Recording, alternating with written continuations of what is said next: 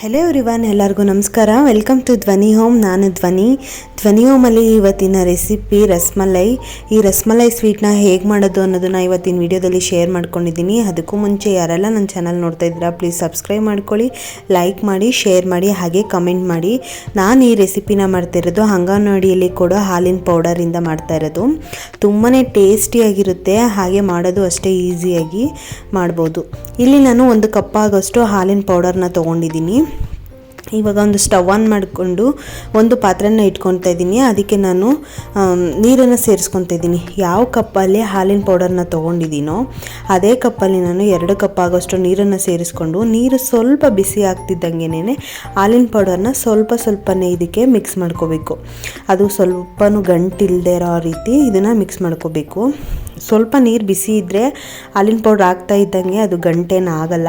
ಕೈ ಬಿಡದೆ ಈ ಥರ ಮಿಕ್ಸ್ ಮಾಡ್ಕೊಳ್ತಾ ಇದ್ದರೆ ಒಂದು ಚೂರು ಗಂಟಾಗಲ್ಲ.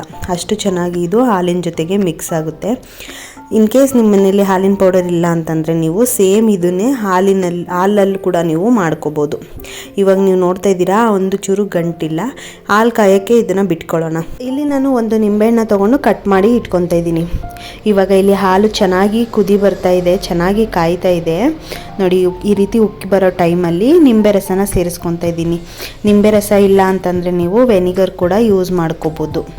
ಇದಕ್ಕೆ ಸ್ವಲ್ಪನೇ ರಸನ ಸೇರಿಸ್ಕೊತಾ ಇದ್ದೀನಿ. ಇವಾಗ ಒಂದು ಸ್ಪೂನ ತೊಗೊಂಡು ಇದನ್ನು ಮಿಕ್ಸ್ ಮಾಡ್ಕೋಬೇಕು.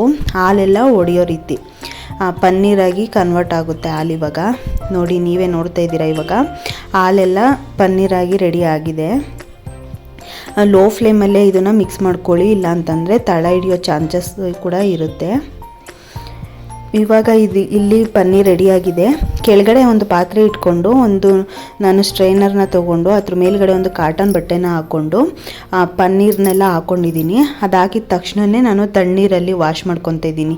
ನಾವು ನಿಂಬೆ ರಸ ಎಲ್ಲ ಹಾಕಿದ್ವಲ್ಲ, ಅದು ಹುಳಿ ಫ್ಲೇವರ್ ಎಲ್ಲ ಇರುತ್ತೆ, ಹಂಗಾಗಿ ಅದೆಲ್ಲ ಹೋಗಬೇಕು ಅಂತ ಅಂದ್ಬಿಟ್ಟು ನಾನು ನೀರು ತೊಗೊಂಡು ಸ್ವಲ್ಪ ವಾಶ್ ಮಾಡಿಕೊಂಡು ಇದನ್ನು ಚೆನ್ನಾಗಿ ಇಂಟ್ಕೋಬೇಕು. ಸ್ವಲ್ಪನೂ ನೀರು ಇಲ್ಲದೆ ಇರೋ ರೀತಿ ಚೆನ್ನಾಗಿ ಇದನ್ನು ಇಂಟ್ಕೊಂಡು ಏನಾದರೂ ಒಂದು ವೆಯ್ಟ್ ಇರೋದನ್ನ ಇಟ್ಕೊಳ್ಳಿ. ಇದನ್ನು ನಾವು ಒಂದು 20 to 30 ಮಿನಿಟ್ಸ್ ಇದನ್ನು ನಾವು ರೆಸ್ಟ್ ಮಾಡೋಕ್ಕೆ ಬಿಡೋಣ. ಇಲ್ಲಿ ಹಾಫ್ ಆನ್ ಅವರ್ ಆದಮೇಲೆ ನಾನು ಇಲ್ಲಿ ಬೇರೆ ಒಂದು ಪಾತ್ರೆನ ತೊಗೊಂಡು ಅದಕ್ಕೆ ನಾನು ಒಂದು 2 ಕಪ್ ಆಗೋಷ್ಟು ನೀರನ್ನು ಸೇರಿಸ್ಕೊತಾ ಇದ್ದೀನಿ. ಹಾಗೆ ಒಂದು ಅರ್ಧ ಕಪ್ ಆಗೋಷ್ಟು ಶುಗರ್ನ ಆ್ಯಡ್ ಮಾಡ್ಕೊತಾ ಇದ್ದೀನಿ. ಪಾತ್ರೆ ಸ್ವಲ್ಪ ಗಟ್ಟಿಯಾಗಿರಲಿ, ತಳ ಎಲ್ಲ ಗಟ್ಟಿಯಾಗಿರಲಿ. ಅದು ಪಾಕ ಏನು ಮಾಡ್ಕೊಳ್ಳೋದು ಬೇಡ, ಅದು ಸ್ವಲ್ಪ ಶುಗರ್ ಕರಗಿದ್ರೆ ಸಾಕು. ಇಲ್ಲಿ ನಾನು ಪನ್ನೀರ್ನ ಓಪನ್ ಮಾಡ್ತಾ ಇದ್ದೀನಿ. ಪನ್ನೀರ್ ಇಲ್ಲಿ ಪರ್ಫೆಕ್ಟಾಗಿ ರೆಡಿ ಆಗಿದೆ. ಇವಾಗ ಇದನ್ನು ಸ್ವಲ್ಪ ಕೈಯಲ್ಲೇ ಹಾಗೆ ಪುಡಿ ಮಾಡ್ಕೊಳ್ಳೋಣ. ಈ ಪನ್ನೀರ್ನ ಚೆನ್ನಾಗಿ ನಾದ್ಕೋಬೇಕು. ಅಂಗೈನ ಯೂಸ್ ಮಾಡಿಕೊಂಡು ಚೆನ್ನಾಗಿ ನಾದ್ಕೋಬೇಕು. ಎಷ್ಟು ಚೆನ್ನಾಗಿ ನಾದ್ಕೋಬೇಕು ಅಂತಂದರೆ ಅದು ಫುಲ್ಲು ಸಾಫ್ಟಾಗಿ ಬೆಣ್ಣೆ ರೀತಿ ಕನ್ವರ್ಟ್ ಆಗೋವರೆಗೂ ನಾದ್ಕೋಬೇಕು. ಇದನ್ನು ನಾದ್ಕೊಳ್ಳೋದಕ್ಕೆ ಒಂದು 5 ರಿಂದ 6 ನಿಮಿಷ ಟೈಮ್ ತೊಗೊಳುತ್ತೆ. ಇದೊಂದೇ ಪ್ರೊಸೀಜರ್, ಸ್ವಲ್ಪ ಲೇಟ್ ಆಗೋದು ನೋಡಿ. ಸ್ವಲ್ಪನೂ ಕೈಗೆ ಅಂಟ್ಕೊತಾ ಇಲ್ಲ. ಇವಾಗ ಅಷ್ಟು ಚೆನ್ನಾಗಿ ಇಲ್ಲಿ ರೆಡಿಯಾಗಿದೆ. ಇಲ್ಲಿ ನಾನು ಒಂದು ನಿಂಬೆಹಣ್ಣು ಸೈಜ್ ಅಷ್ಟು ತೊಗೊಂಡು ಈ ಥರ ರೌಂಡ್ ಶೇಪ್ ಮಾಡಿಬಿಟ್ಟು ಸೆಂಟ್ರಲ್ಲಿ ಸ್ವಲ್ಪ ಪ್ರೆಸ್ ಮಾಡಿಕೊಂಡ್ರೆ ರಸಗುಲ್ಲಗಳು ರೆಡಿ ಆಗುತ್ತೆ.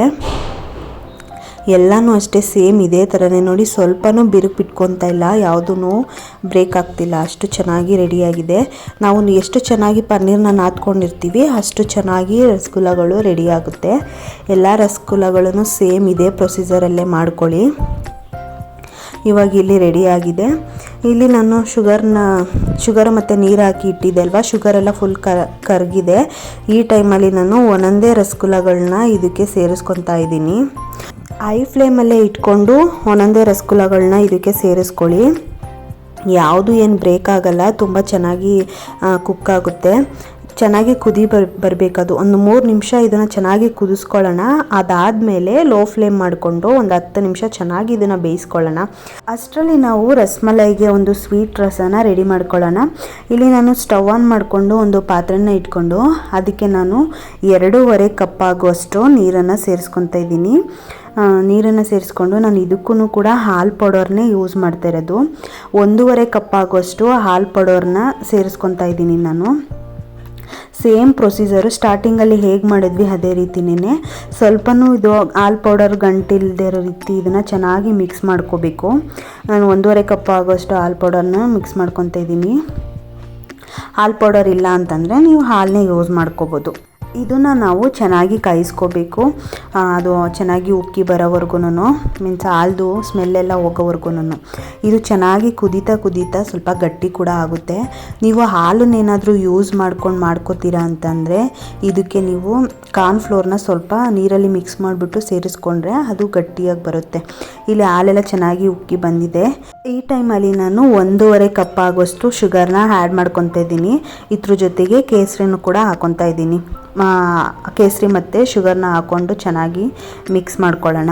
ನಿಮ್ಮ ಮನೇಲಿ ನೀವು ಸ್ವೀಟ್ ಏನಾದರೂ ಜಾಸ್ತಿ ತಿಂತೀರಾ ಅನ್ನೋದಿದ್ರೆ ನೀವು ಸ್ವೀಟನ್ನು ಅಡ್ಜಸ್ಟ್ ಮಾಡ್ಕೊಳ್ಳಿ. ಇನ್ನೂ ಸ್ವಲ್ಪ ಜಾಸ್ತಿ ಬೇಕಾದರೂ ಹಾಕ್ಕೋಬೋದು, ಇಲ್ಲ ಕಡಿಮೆ ಬೇಕಾದರೂ ನೀವು ಮಾಡ್ಕೋಬೋದು. ಕಡಿಮೆ ತಿಂತೀನಿ ಅನ್ನೋದಿದ್ರೆ ಒಂದ್ಸಲ ನೀಟಾಗಿ ಮಿಕ್ಸ್ ಮಾಡಿಕೊಂಡು ಇದನ್ನು ಬೇಯಕ್ಕೆ ಬಿಟ್ಕೊಳ್ಳೋಣ. ಅದು ಸ್ವಲ್ಪ ಕುದೀತಾ ಗಟ್ಟಿಯಾಗುತ್ತೆ. ಇಲ್ಲಿ ನಾನು ರಸಗುಲ್ಲಗಳನ್ನ ಓಪನ್ ಮಾಡಿ ತೋರಿಸ್ತಾ ಇದ್ದೀನಿ. ಆವಾಗಲೇ ಹಾಕಿದಾಗ ಎಷ್ಟು ಸಣ್ಣದಾಗಿತ್ತು, ಇವಾಗ ಎಷ್ಟು ದಪ್ಪ ಆಗಿದೆ ನೋಡಿ. ತುಂಬ ಚೆನ್ನಾಗಿ ರೆಡಿಯಾಗಿದೆ. ಒಳ್ಳೆ ಸ್ಪಾಂಜಿಯಾಗಿ ಕುಕ್ಕಾಗಿದೆ. ಅಷ್ಟು ಸಾಫ್ಟಾಗಿ ರೆಡಿಯಾಗಿರುತ್ತೆ. ಒಂದು ಕೂಡ ಬ್ರೇಕ್ ಆಗಿಲ್ಲ, ಯಾವುದು ಓಪನ್ ಕೂಡ ಆಗಿಲ್ಲ. ಎಷ್ಟು ದಪ್ಪ ಆಗಿದೆ ನೋಡಿ. ಇವಾಗ ಇಲ್ಲಿ ರಸಗುಲ್ಲಗಳೆಲ್ಲ ರೆಡಿಯಾಗಿದೆ. ಇವಾಗ ಇಲ್ಲಿ ಹಾಲು ಕಾಯಿಸ್ಕೊತಾ ಇದ್ನಲ್ಲ, ಇದಕ್ಕೆ ನಾನು 1.5 ಕಪ್ ಆಗೋಷ್ಟು ಬಾದಾಮ್ ಪೌಡ್ರನ್ನ ಹಾಕ್ಕೊತಾ ಇದ್ದೀನಿ. ಇದು ಆಪ್ಷನಲ್ಲು. ನೀವು ಬೇಕಿದ್ರೆ ಬಾದಾಮನ್ನು ಕಟ್ ಮಾಡಿಬಿಟ್ಟು ಕೂಡ ಸೇರಿಸ್ಕೋಬೋದು. ಇದ್ರ ಜೊತೆಗೆ ನಾನು ಏಲಕ್ಕಿ ಪೌಡರ್ನು ಕೂಡ ಹಾಕ್ಕೊಂಡು ಚೆನ್ನಾಗಿ ಇದನ್ನು ಬೇಯಿಸ್ಕೊತಾ ಇದ್ದೀನಿ. ಹಾಲು ಚೆನ್ನಾಗಿ ಬಿಸಿಯಲ್ಲೇ ಇರಬೇಕು. ಈ ಟೈಮಲ್ಲಿ ನೋಡಿ ರಸಗುಲ್ಲಗಳೆಲ್ಲ ಕೂಲಾಗಿದೆ. ಇದರಲ್ಲಿರೋ ರಸನೆಲ್ಲ ಹಿಂಡ್ಬಿಟ್ಟು ಒಂದೊಂದೇ ರಸಗುಲ್ಲಗಳನ್ನ ನಾನು ಹಾಲ್ಗೆ ಹಾಕ್ಕೊತಾ ಇದ್ದೀನಿ. ಈ ಟೈಮಲ್ಲಿ ಸ್ಟವ್ನ ಆಫ್ ಮಾಡ್ಕೊಂಡ್ಬಿಡಿ. ಹಾಲು ಮಾತ್ರ ಬಿಸಿ ಇದ್ದರೆ ಸಾಕು.